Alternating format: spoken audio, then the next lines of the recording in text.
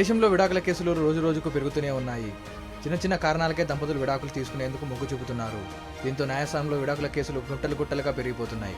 ఇటీవలే సుప్రీంకోర్టులో కూడా విడాకుల మంజూరుపై కీలక ఆదేశాలు జారీ చేసింది.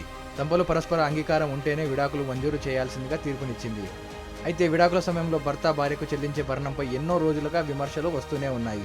విడాకుల పేరుతో చాలా మంది మహిళలు భర్తలను భరణం కోసం వేధిస్తున్నారనే వార్తలు వస్తూనే ఉన్నాయి. అయితే భరణం చెల్లింపుల్లో చర్చ జరుగుతున్న తరుణంలో సుప్రీంకోర్టు కీలక నిర్ణయం తీసుకుంది. విడాకులు మంజూరు చేసే సమయంలో భార్యకు చెల్లించాల్సిన శాశ్వత మనోవర్తిపై కీలక నిర్ణయం తీసుకుంది.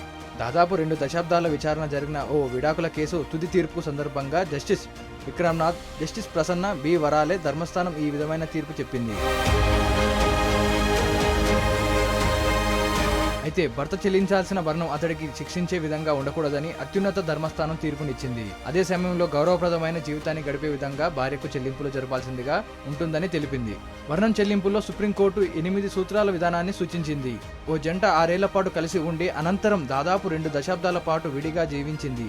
వాదనలు విన్న ధర్మస్థానం తుది మనోవర్తి నిర్ధారించే సమయంలో గమనించాల్సిన అంశాలపై మార్గదర్శకాలు ఇచ్చింది. విడాకులు తీసుకునే జంటలు ఇబ్బందులు లేకుండా సమన్యాయం కల్పించాలనే ఉద్దేశంతో సుప్రీంకోర్టు తీర్పు వెలువరించింది.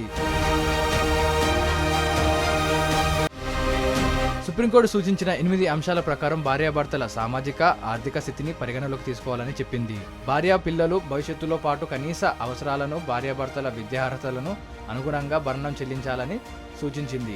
ఆదాయ వనరులు, ఆస్తులు అత్తింటి వారి ఇంట్లో ఉన్నప్పుడు భార్య జీవనశైలి, భార్య ఉద్యోగ ఉపాధి స్థితి ఆధారంగా మనోవర్తి చెల్లింపులు ఉండాలని చెప్పింది.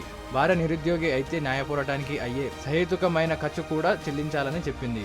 ఇక భర్త ఆర్థిక స్థితి, ఆదాయం, ఇతర బాధ్యతలను కూడా మనోవర్తి చెల్లింపుల్లో కీలక ఆధారమని సుప్రీంకోర్టు తీర్పునిచ్చింది. మరిన్ని వీడియోస్ కోసం ఛానల్ ని సబ్స్క్రైబ్ చేయండి. లేటెస్ట్ అప్డేట్స్ కోసం వాట్సాప్ ఛానల్ ని ఫాలో చేయండి. అండ్ లింక్ డిస్క్రిప్షన్ లో ఉంది.